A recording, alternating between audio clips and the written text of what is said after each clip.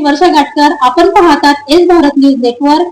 बातमी आहे गडचिरोली जिल्ह्यामधील. गडचिरोली विमानतळ भूसंपादनाला तात्पुरती स्थगिती. शेतकऱ्यांच्या आंदोलनाला यश. सहपालकमंत्री जयस्वाल यांनी दिले लेखी आश्वासन.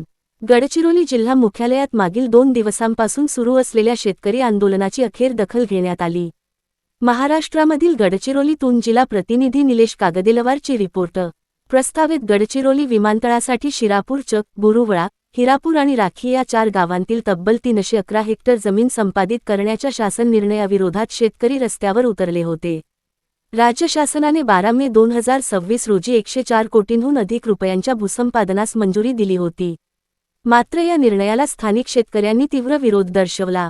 आज रात्री उशिरा मुख्यमंत्री देवेंद्र फडणवीस यांचे प्रतिनिधी म्हणून सहपालकमंत्री आशिष जयस्वाल यांनी आंदोलनस्थळी धाव घेतली आणि शेतकऱ्यांशी सविस्तर चर्चा केली. सहपालकमंत्र्यांनी विमानतळ भूसंपादनाची पुढील प्रक्रिया तात्पुरती स्थगित करण्याचे जाहीर केले. अंतिम निर्णय मुख्यमंत्री फडणवीस यांच्याशी चर्चा करूनच घेतला जाईल, असे सांगण्यात आले. विशेष म्हणजे जिल्हाधिकाऱ्यांच्या स्वाक्षरीचे लेखी आश्वासनही शेतकऱ्यांना देण्यात आले. चामोर्शी औद्योगिक वसाहतीसाठी सुरू असलेल्या भूसंपादन प्रक्रियेतही शेतकऱ्यांना हरकती नोंदविण्यासाठी 90 दिवसांची मुदतवाढ देण्याची घोषणा करण्यात आली.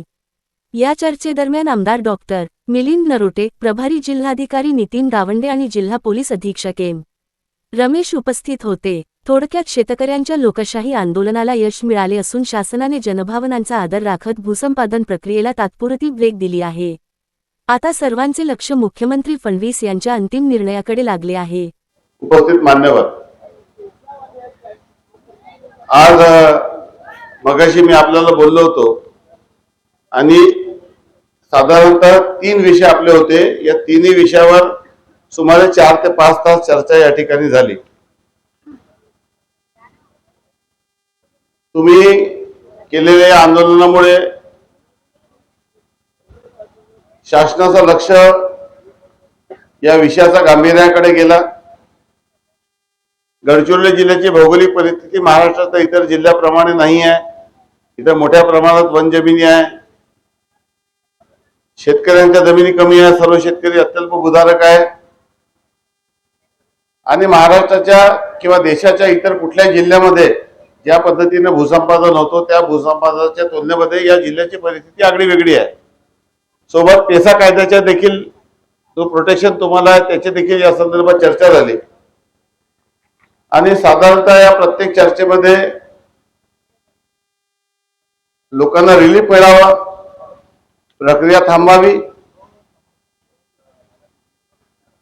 या प्रत्येक विषयावर चर्चा झाली. त्या चर्चेत शेतकऱ्यांशी संवाद करून त्या संदर्भामध्ये त्यांच्या प्रतिनिधीशी चर्चा करून त्यांच्या मागण्या लक्षात घेऊन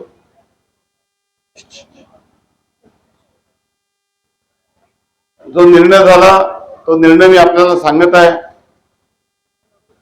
आणि या निर्णयाला माननीय मुख्यमंत्री महोदयांशी देखील मी फोन करून सहमती घेतलेली आहे. त्यामध्ये सर्वात पहिला विषय आपला एअरपोर्टचा होता. एअरपोर्टच्या विषयामध्ये 12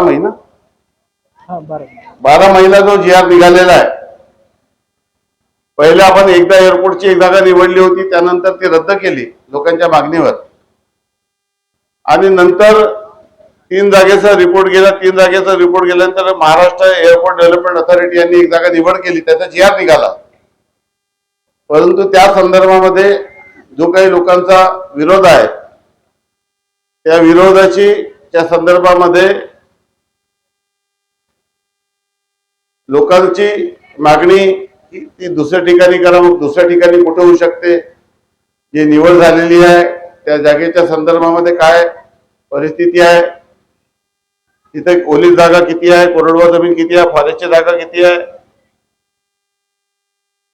आणि त्यामुळे विमानतळाच्या संदर्भामध्ये जी भूसंपादन प्रक्रिया आहे त्याला आपण स्थगिती दिलेली आहे. आणि हा पत्र जिल्हाधिकारी आपल्याला या ठिकाणी देत आहे की गडचिरोली जिल्ह्यात ग्रामपंचायत गुरुळा, हिरापूर, वीरगाव, शिरपूर येथील जमीन विमानतळा बांधकामाकरता भूमी अधिग्रहण करण्यासाठी महाराष्ट्र शासनातर्फे काढण्यात आलेल्या 12/5/2026च्या शासन निर्णयाबाबत उपरोक्त विषयातील आपले निवेदन या कार्यालयाकडे प्राप्त झाले आहे.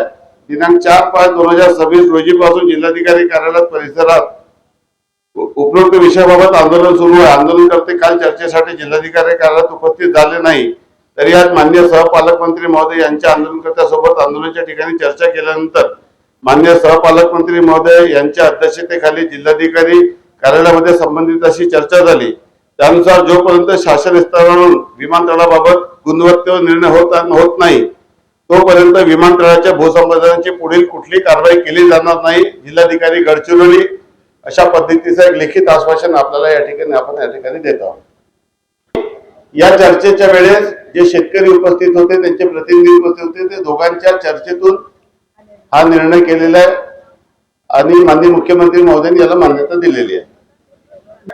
आपण सर्वांनी शासनाच्या विनंतीला मान द्यावा. शासनाने आपल्या तक्रारीची दखल घेतली, आपल्या आंदोलनाची दखल घेतली. या ठिकाणी तात्काळ मला या ठिकाणी पाठवलं. कालच मी मुंबईवरून होतो, रात्री आलो आणि आज पूर्ण दिवसभर या प्रकरणामध्ये सर्व विषयाचा अभ्यास करून आपल्याला अपेक्षित असलेला निर्णय आपल्या प्रतिनिधीशी चर्चा करून घेतलेला आहे. त्यामुळे आपल्या प्रतिनिधीच्या विनंतीचा देखील आपण मान ठेवावं एवढी विनंती करतो आणि आपलं बोलणं थांबवतो. आपण कृपा आपलं आंदोलन मागे घ्या अशी माझी आपल्याला विनंती आहे. अशाच नवनवीन घडामोडी पाहण्यासाठी आमच्या YouTube चॅनलला लाईक करा, शेअर करा आणि सबस्क्राईब करा. जोहार.